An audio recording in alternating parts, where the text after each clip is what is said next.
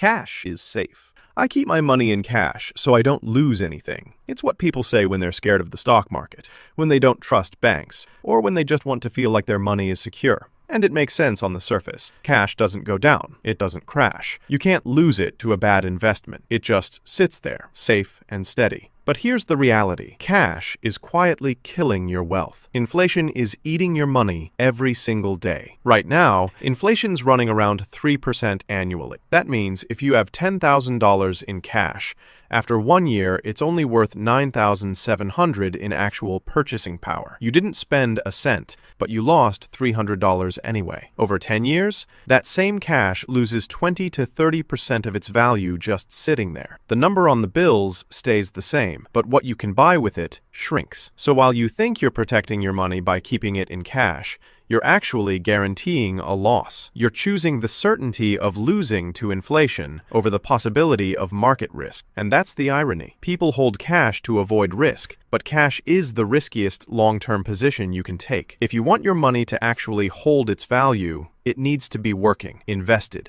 growing. Cash has a purpose: emergencies, short-term needs, liquidity. But as a long-term strategy, it's financial self-sabotage. You should max out your 401k before anything else.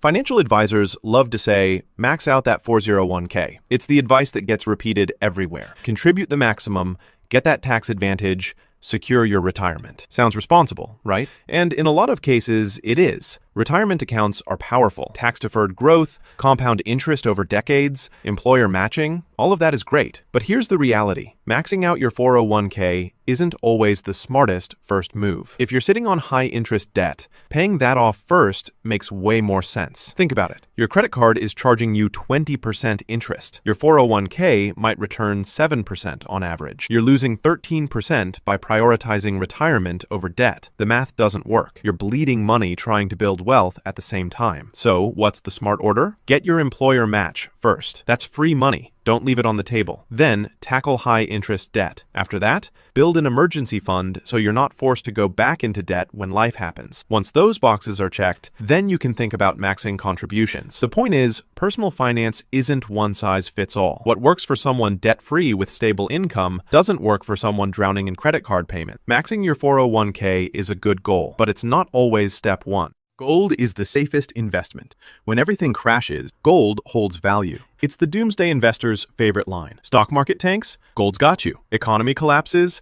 Gold's still there. It's been valuable for thousands of years, so it must be the safest bet, right? Gold has a place in history. It's been currency, jewelry, a store of value across civilizations, so the appeal makes sense. But here's the reality. Gold is not some guaranteed safe haven that protects your wealth. First off, gold is volatile. The price swings wildly. It can spike during crises, sure, but it can also drop hard and stay down for years. From 2011 to 2015, gold lost nearly 45% of its value. That's not stability. Second, gold produces nothing. It doesn't pay dividends. It doesn't generate income. It just sits there. You're betting entirely on someone else being willing to pay more for it later. Compare that to stocks. Over the long term, the stock market has crushed gold in returns. We're talking decades of data showing equities outperforming precious metals by a massive margin. So what is gold actually good for? It's a hedge, a small part of a diversified portfolio that can protect against inflation or currency collapse. But it's not your whole strategy. A car is an investment. I'm investing in a reliable vehicle. You hear this all the time. People justify dropping $30,000, $40,000, $50,000 on a car by calling it an investment, like it's going to pay them back somehow. And look, I get it. You need a car. It gets you to work. It's reliable. It's necessary. So it feels like you're putting your money into something valuable. But here's the reality. A car is not an investment. It's a depreciating expense. The second you drive that car off the lot, it loses value. We're talking 20 to 30% in the first year alone. You paid $40,000, and 12 months later, it's worth $28,000.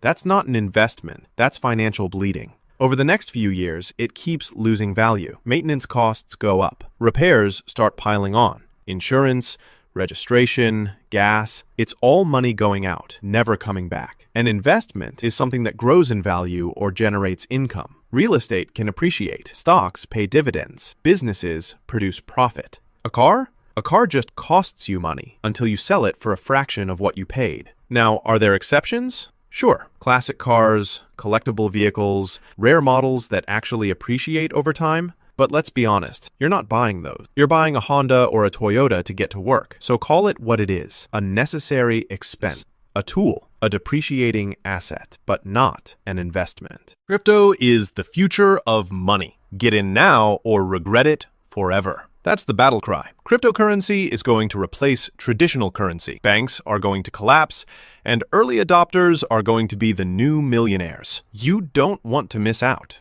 do you? And look, some people did get rich. The ones who bought Bitcoin at $1 and sold at 60,000. The early adopters who timed it perfectly. But here's the reality. For every success story, there are thousands of people who lost everything. Crypto is insanely volatile. It can swing 20% in a single day. One tweet from a billionaire can crash the market. Regulatory crackdowns can wipe out entire coins overnight. That's not currency behavior, that's casino behavior. And actual real-world use? Still extremely limited. You can't pay your rent in Bitcoin.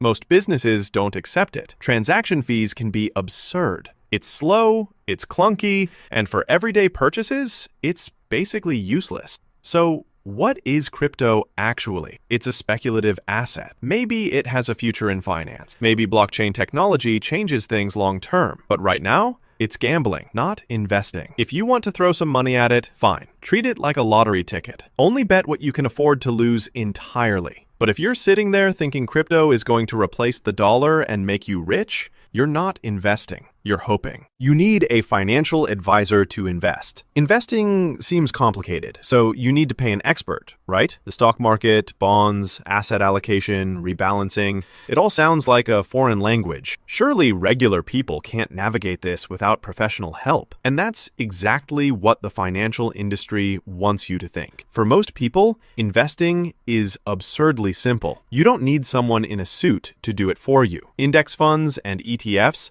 make it brain dead easy. You buy one fund and you're instantly invested in hundreds or thousands of companies across the entire market. No stock picking, no timing, no complexity. A target date fund does even more. It automatically adjusts your portfolio as you get closer to retirement. You literally set it and forget it. So why do people still hire advisors? Because the industry has convinced everyone it's too hard to do alone. But here's the cost. Financial advisors typically charge 1 to 2% of your assets annually. That sounds small, but over 30 years, that fee can cost you hundreds of thousands of dollars in lost returns. Now, when do you need a financial advisor? Complex estate planning, business transitions, managing huge amounts of wealth, tax optimization across multiple accounts. That's when expertise actually matters. But if you're just trying to invest for retirement, a low-cost index fund does the job for a fraction of the price. You don't need permission to manage your own money. You need money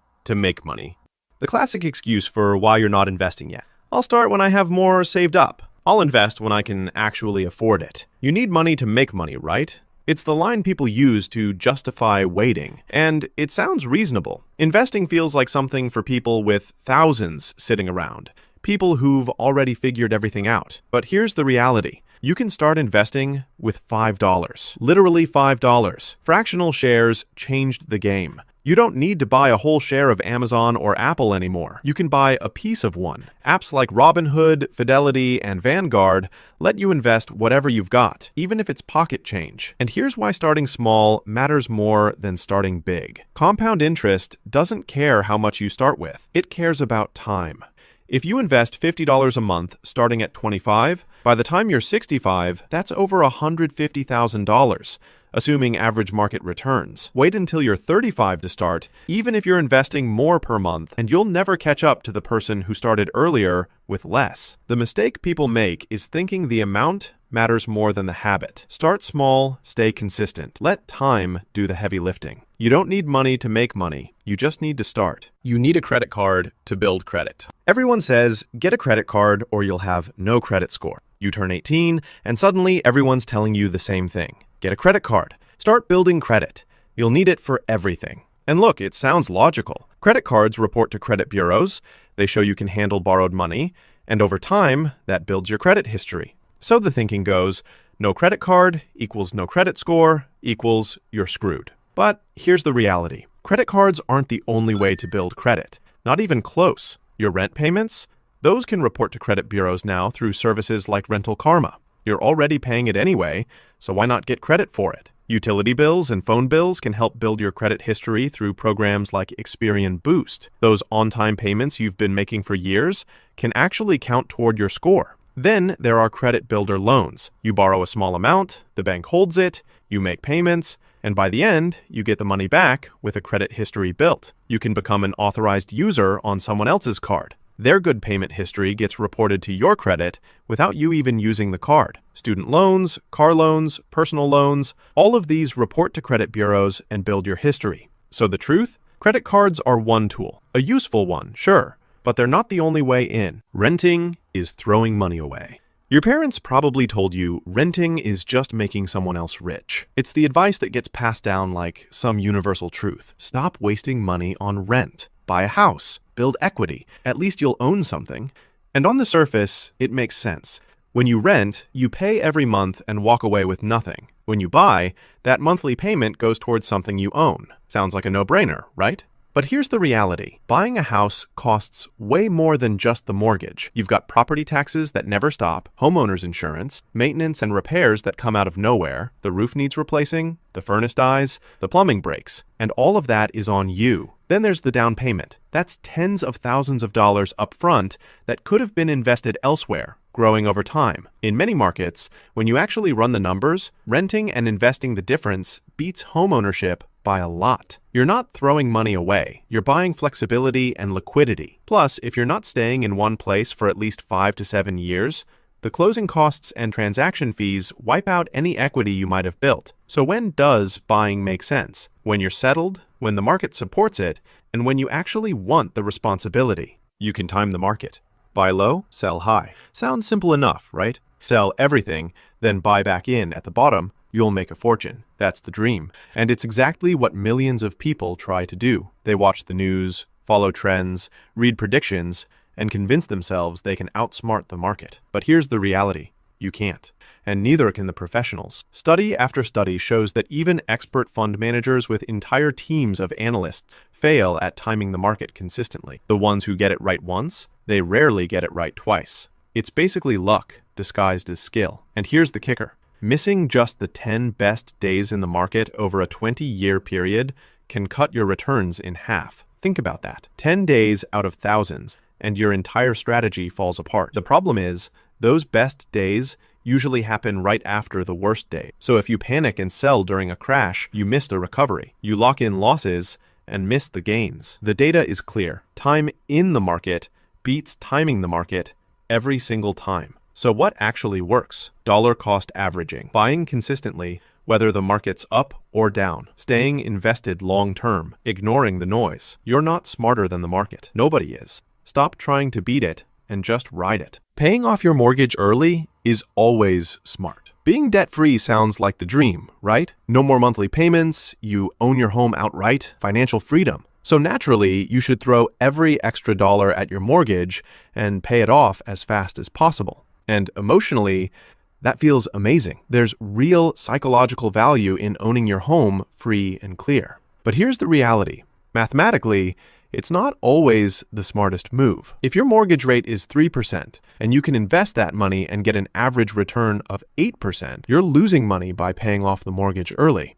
That extra payment could be growing elsewhere, earning you way more than you're saving in interest. It's called opportunity cost. Every dollar you put toward your mortgage is a dollar that's not compounding in the market for the next 20 or 30 years. Now, when does paying off your mortgage early make sense? When rates are high, when you're close to retirement and want stability, when the peace of mind is worth more to you than the potential returns. That's the thing. Sometimes the wrong financial choice is the right personal choice. If being debt-free lets you sleep better at night, that has value too. But if you're making extra payments just because it sounds responsible, run the actual numbers first. You might be sacrificing hundreds of thousands in long-term growth for the feeling of security today. Student loans are good debt. It's an investment in your future. That's what they tell you when you're 18, signing loan documents for tens of thousands of dollars. Education, pays off. A degree opens doors. Student loans are good debt